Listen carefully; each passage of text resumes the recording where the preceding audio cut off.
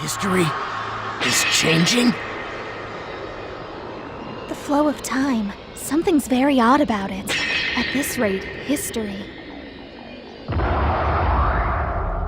No. Everything will collapse. The Dragon Ball universe as we know it has been shattered. Two demons, Toa and Mira, seek to become the strongest beings in the universe by corrupting time itself. It's up to you, along with your partner Trunks, to travel through Dragon Ball history, fix the timeline, and restore the universe to normality. Are you an ally? You look strong. I suggest you stay back.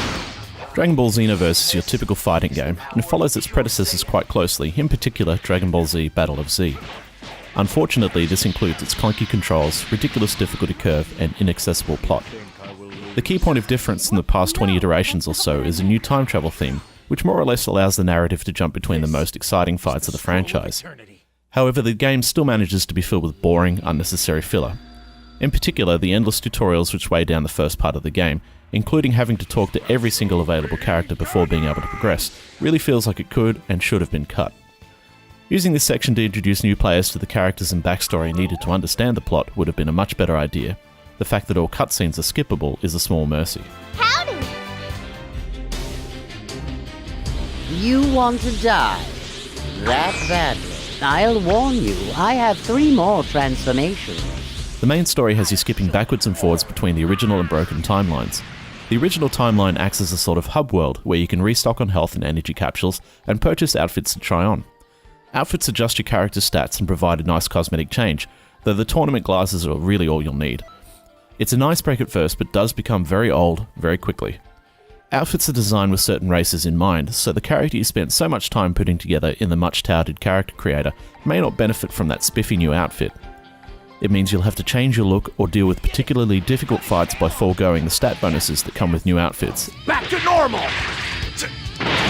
Bastards! You're absolutely begging to die today, aren't you? The character creator, one of the few unique and positive elements of Xenoverse, is unfortunately still rather limited. Although it's exciting to be able to create your own character and have them interact with established Dragon Ball personalities, the amount of races and customization features available to you means that you'll more than likely run into a few characters online that are eerily similar to your own. Whoa! He's pretty dangerous. But Vegeta's really amazing too! Making matters worse, Xenoverse jumps between animation styles way too often. This inconsistency means that you'll be seeing multiple types of animation played one after another, from 2D to 3D scenes, and even in-engine animation.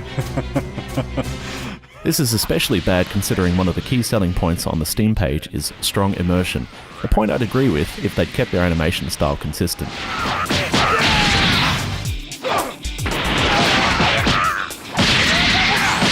On a technical level, the PC version of the game runs quite well, but suffers from pretty jagged edges.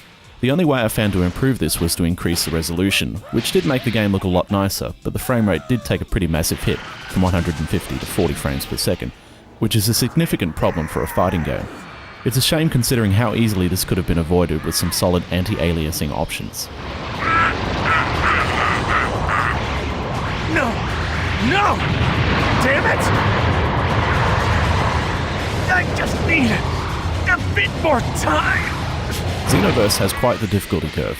This is supposed to be balanced by a dynamic scaling system, which would make the game harder or easier depending on how many fights you won or lost. Although this would have increased my enjoyment of the game greatly, I can't see any evidence of its existence anywhere. I failed plenty of times during the campaign, and fights never really felt easier. In fact, it mostly felt like I was just barely getting through the fights by luck alone. The extreme difficulty doesn't even make sense from a story standpoint, as before you're able to tackle any of the main missions you'll have to defeat Trunks, a supposedly much more powerful character than the ones you'll struggle with later on, such as Raditz, Nappa and Vegeta. This means that instead of gradually building up in power and ability, the key tension points of the story are almost random, as epic struggles could occur at the start of the game just as much as they could at the end.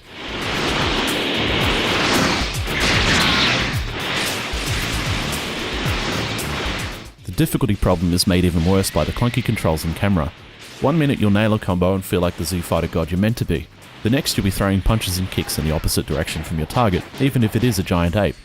The layout, though mostly fine, does have one major issue, the targeting button placement. If you're using an Xbox controller, you'll find it is tied to the right bumper.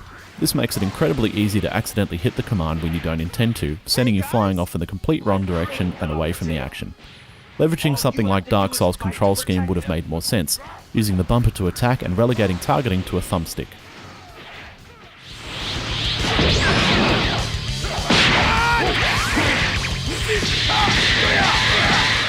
Overall, Dragon Ball Xenoverse is a pretty average game.